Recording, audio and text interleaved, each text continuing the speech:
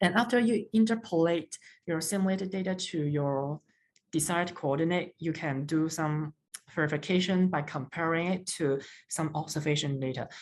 And for this session, this is the reference materials for this verification session. So first of all, let's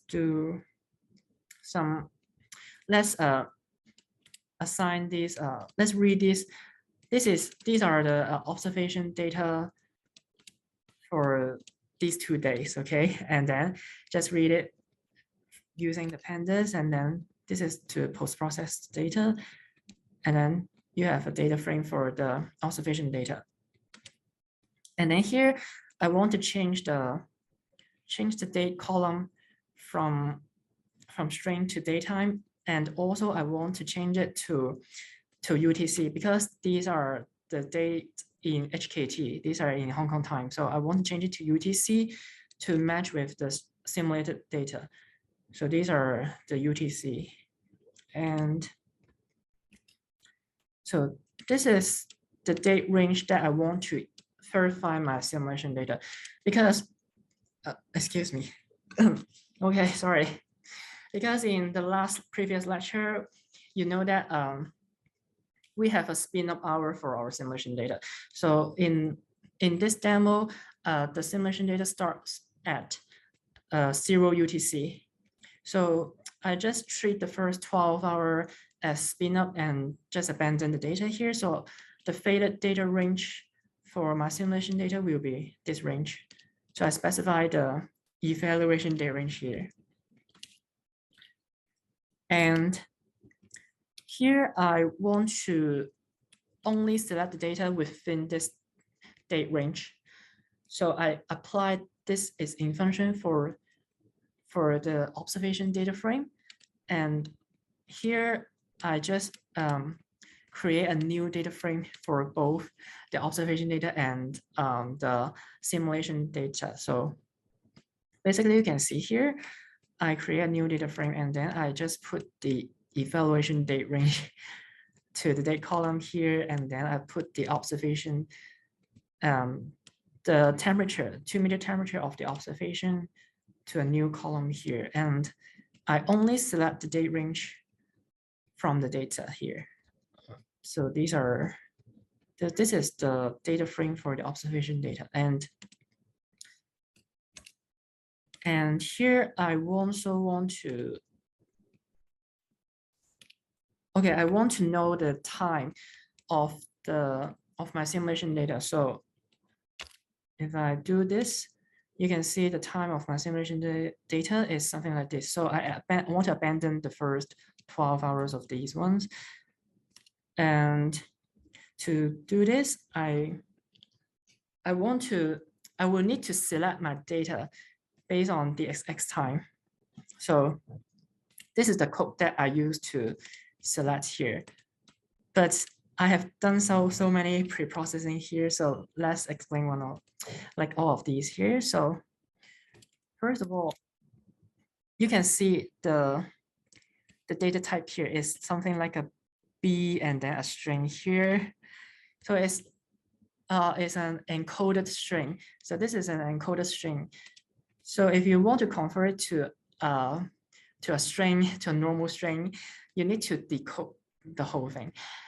And here, so this is the function to help you to decode the string here for a data set, X-array data set. This is a function from X-array. And maybe I use this is the encoding method. You have ASCII, something like that. You don't, this doesn't matter. If you have something like this here and I check the values convert to, you can see these are all tools here because in this X time, it is a task array and it doesn't load the data to your memory. So you need to also add compute here so that it loads the data from the data set to your memory, and then it helps you to, so that it recognizes all the characters here and help you to decode the thing here. So I just do this way, and then I convert this whole thing to a date time. And then I only select the data that is within my evaluation date range. So the first few are false here, and I won't select these for my verification. Yeah, so this is the code that I select the data that is true here. And then I also convert it to from Kelvin to degrees Celsius. Oh, it's already 15 minutes. And okay. And after I create a data frame for both the date and then the observation and the simulation temperature, I can plot it using this dot plot function. So I just plot it here, and then you can see it helps you to compare the observation and then the model simulation. And of course, you have a few matrices to help you evaluate the performance of your simulation. For example, you have root mean square error, you have mean error, and so these are very simple because you should have already known these error. And this is the equation. So you basically just, so this is Y is the forecast values. The O is the observation value. So you subtract them together and do a root mean square, and this will be the result. So I don't think I will dive deep into this part because, yeah, and this is also for your exercise, okay? Yeah, you can do it at home because this is also easy. It's just mean error, yeah. And also the correlation coefficient. So it basically finds the correlation between the forecast values and the observation value. And to do this, there are some really simple functions to do it. So, for example, you have the function from SciPy. This is the statistics function from SciPy, and then you apply the Pearson correlation coefficient to the data. So the x-axis is the observation data, and then here so when here you plot the scatter plot of both observation and the model data, you can find something like this. Yeah, this is not even linear.